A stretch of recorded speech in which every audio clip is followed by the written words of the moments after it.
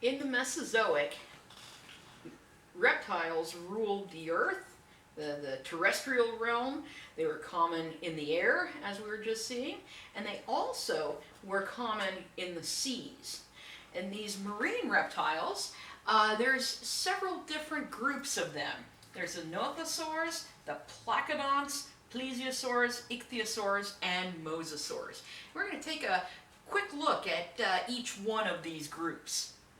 So the nothosaurs are early marine reptiles. They show up in the Triassic. And they ultimately are going to evolve into the plesiosaurs. And these guys they occupied the same ecological niche that a seal occupies today. So they lived very much like a seal, swimming around, catching fish, and things like that. And this is what they ended up looking like.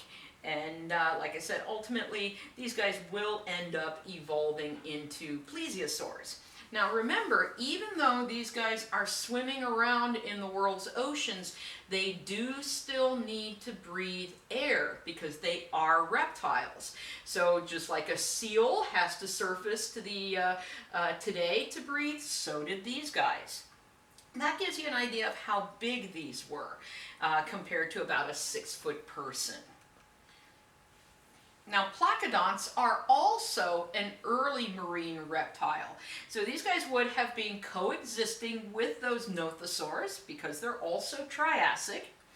And these guys like to eat mollusks. So they tended to hunt or look for these mollusks in shallow water.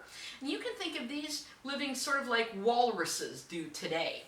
And we know they were mollusk eaters by looking at their tooth and jaws. They have teeth for crushing the shells of different mollusks. And this is what one of these guys would end up looking like. And there you can see how big they would grow as well. Now, plesiosaurs, lots of people like plesiosaurs because this is the one that makes them often think of the Loch Ness Monster, which, by the way, doesn't really exist. But anyway, plesiosaurs live from the late Triassic to the Cretaceous. They have flippers, so their limbs have completely evolved into being used for swimming. They have both long and short-necked varieties, and these are pescivores, which means they live off fish. And this is a long-necked plesiosaur variety, where you can see those flippers used for swimming, and it has this very nice long neck and teeth that are very good for catching slippery fish. And you can see how large some of these plesiosaurs could grow compared to our 6-foot swimming dude right there. There were also short-necked varieties, like this one. And you can see, again, it's a pescivore. It's going after a fish there. And there you have the size comparison for that. So look at just how big those jaws were. I wouldn't recommend swimming with one of these guys. All right, now ichthyosaurs. Ichthyosaurs are actually the state fossil of Nevada, which tells us that back in this time period, Nevada was covered by a shallow sea. And these ichthyosaurs, they exist from the Triassic to the early Cretaceous. These actually go extinct before the mass extinction that killed off the dinosaurs. And so that's kind of an interesting thing with this. Now these guys have, many of them have very big eyes. And the reason they would have these really big eyes, it's they would dive fairly deep in the oceans where there's less light. And so having these big eyes enabled them to catch whatever light was available so they could see. Now these are a very active predator, and they would have behaved a lot like toothed whales or dolphins. And toothed whales are things like killer whales, orcas. And so these guys are a very fast, active hunter. Now the last of our marine reptiles are before I go to that, let's take a look at a picture of a ichthyosaur. And I said they occupy the ecological niche of dolphins, and that's why they kind of look like a dolphin, because they're doing the same job, and thus this shape to them is what's evolutionarily advantageous if that's the job you do in the ocean. And there you have an idea of how big some of these ichthyosaurs could be.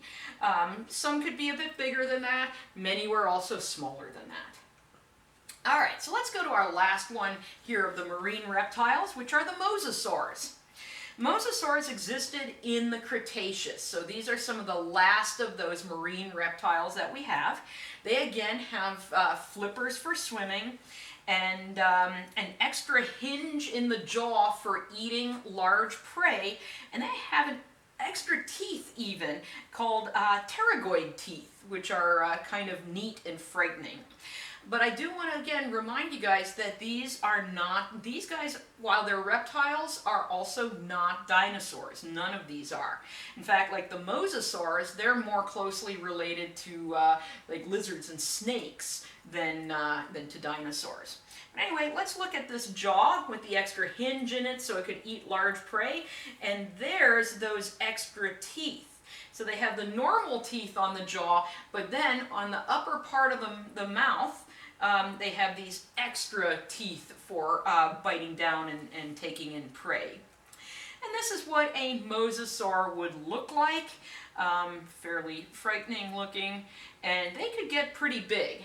So yes, in Jurassic World they had like this giant mosasaur. They wouldn't get that big. They kind of exaggerated on the size in that, but they could get quite large, and these were an important predator in the late Mesozoic. I do want to come back to here and take a look at the plesiosaurs, ichthyosaurs, and mosasaurs. All of these were predators that were in the Mesozoic oceans. And ichthyosaurs were the fastest of these. Those are the swift, speedy hunters. Plesiosaurs weren't quite as fast, but they were kind of faster than the mosasaurs. Mosasaurs, in fact, were more like ambush predators. They were pretty slow most of the time, and then if they saw something they really wanted, they'd be like, if you've ever fished for pike, and pike just kind of hang out in the weeds, and then they see something they want, and they go and get it, and that's kind of what these guys would have been like. All right, so birds.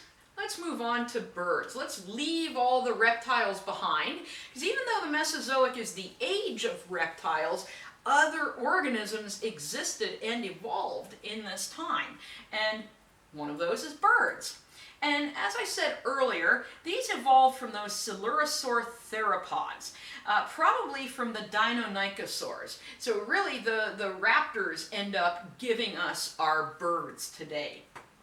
And one of the first fossils that made people start thinking about bird-dinosaur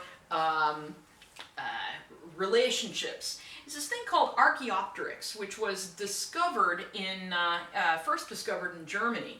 And unfortunately, I actually have an Archaeopteryx fossil, but it's sitting in my lab on campus, which I cannot get to right now. So we're just going to look at pictures, of course. So anyway, Archaeopteryx, when it was first discovered, people thought it was an early bird, because it had feathers on it, and at that time no one thought about feathered dinosaurs. Feathers was something unique to birds. So people, when they discovered it, thought it was an early bird. Now some people think of it as a feathered dinosaur. I still tend to kind of be like, well, it's sort of in between. It's like half dinosaur, half bird, so where are you going to stick it? And it really is this link between the Deinonychosaurs and birds. I would love to own a pet Archaeopteryx, because this thing is kind of cute and terrifying at the same time. And the reason I say that is because it shares some characteristics with dinosaurs, but some characteristics with birds. So this thing still has teeth. So unlike any of the birds you see today, this would have had nice little teeth in its mouth. It has a long tail, much more like what you'd see in reptiles and lizards. It had fingers, so it had claws on its fingers. It does not have a keel on the sternum, and what that's referring to, in modern birds, the sternum is this bone, it's basically the breastbone. And in modern birds, there's this big protuberance that the flight muscles attach to. And this guy does not have that yet, because it has not evolved yet. But what he does have, he has airfoil wings, and and flight feathers. And so what this is meaning is the actual limb structure, the forelimb structure, is designed for flapping, and he does have feathers designed for flight. So this is what one would look like in flight. You can see it is feathered. There's its long tail that's still kind of like a lizard. There's the teeth still in its mouth, and there's its fingers. Right? So that's why I think they look kind of terrifying, because it's sort of like a bird, but it's got like hands and teeth. This is the actual Archaeopteryx fossil that was first discovered, and so this is where you can see that the tail right there, and here's one of its arms. There's the feathers on the arms, there's the claws on there. How big was this compared to a person? About like that. So yeah, this was, if I was a pirate, I would not have a parrot. I would have an Archaeopteryx sitting on my shoulder, and I'd wonder if it could talk. Birds can talk. Well, anyway, that's beside the point. If I was a pirate, I'd be a badass pirate with an Archaeopteryx. This is another artist's rendition of an Archaeopteryx. Again, like I said, they look kind of both adorable and terrifying at the same time. I just love the hands that it still has. Alright, so we have Archaeopteryx show up, and that's really one of our earliest birdish sorts of organisms. But by the Cretaceous, various types of birds had evolved. Various types of birds did exist. Now that's birds. We also have mammals. And when we talked about life in the late Paleozoic, we talked about those synapsids, those mammal-like reptiles that started showing up. And now we're actually not even talking about mammal-like reptiles, we're going into actual mammals. And the first mammals that we have, the first true mammals we have, are very small. A good example of one of these would be Morgana ucodonta. Looked like that, and that's how small it would be. So when I'm saying these first ones are really small, we're talking about like the size of mice and things. Now, a characteristic of mammals is that they have a differentiated dentition. At least most of them do. There are some exceptions to this, but most do. And what that means, a dentition is your teeth. If it's differentiated, that means we've got like, let's see, our canine teeth and molars and premolars and incisors and all of that good stuff. And each one has kind of a different shape and function. That's a differentiated dentition. Mammals also have 3 ear bones. Unfortunately for the fossil record, these usually are not preserved. Sometimes, though, you can see whisker pits preserved. And whisker pits are in some of these early mammals where their whiskers would come out, which does show that hair was growing. And the jaw of mammals is articulated to the skull, and that means stuck to the skull, and the lower jawbone is functionally a single jawbone. So what that means is, if we look at my nice little dinosaur t-shirt here, and we look down at where the jaw meets, right there, notice how there's a gap right there. These don't actually fit together. Well, that's a reptile. It's a dinosaur. In a mammal, they have jawbones like us, where right here, our jawbone, even though these really originally were 2 separate bones, they are fused together, and so it is a functionally single lower jawbone. And that is a characteristic that we do have of mammals. Now, in the Mesozoic, we have some different groups of mammals that show up. We have the Prototherians, and Prototherians include the triconodonts. And triconodont, again, dont refers to teeth, and these would have a certain shape to them that had like 3 little protuberances. That's the tri part. But anyway, these guys had some specially shaped cheek teeth. They were carnivores, so these things would be eating meat of some kind. Now, they're not exactly huge. These are up to cat size. And unfortunately, they are extinct today. We also have another extinct group of these Prototherians are called the multituberculates. And these exist from the late Jurassic. They survived the end Cretaceous extinction. They survived the extinction that killed off most of the dinosaurs and live all the way into the Cenozoic to a time period called the Eocene. And these guys have complex molars and really nice sharp incisors. And then of the Prototherians, we have the monotremes. And we do have a few monotremes still with us today. These are egg-laying mammals. So these guys still have some of the characteristics of the ancestors, which is like still laying eggs. These guys also, interestingly, the platypus is one of these monotremes, and it is a mammal, and it does nurse its young with milk, but it doesn't have any nipples. There's your trivia for the day. It actually just has like patches of skin that milk oozes out of. Isn't that weird to think about? But anyway, monotremes are not extinct, and they are one of these primitive group of mammals. Now, the Therians appear in the Middle Jurassic, and they still exist today. And Therians include marsupials and placental mammals. Placentals are also called eutherians. So the difference between these marsupials, the young is born in a very small state, and it grows up to a little bit bigger, like a juvenile, in its mother's pouch. The placentals, of course, they have live birth and that kind of stuff, and do not nurture their young in a pouch.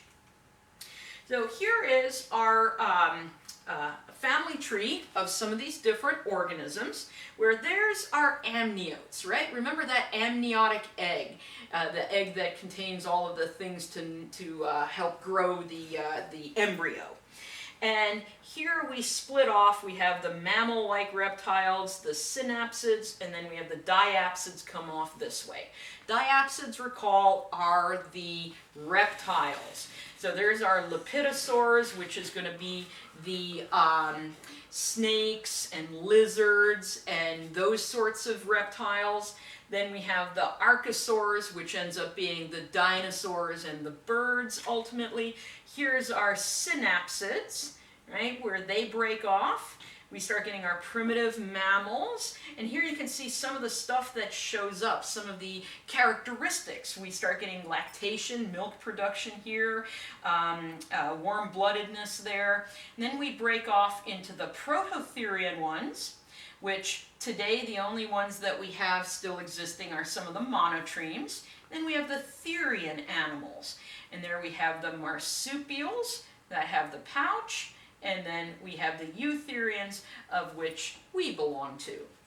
So that's kind of the how animal groups are evolving in the Mesozoic. So let's leave off there and give me a break.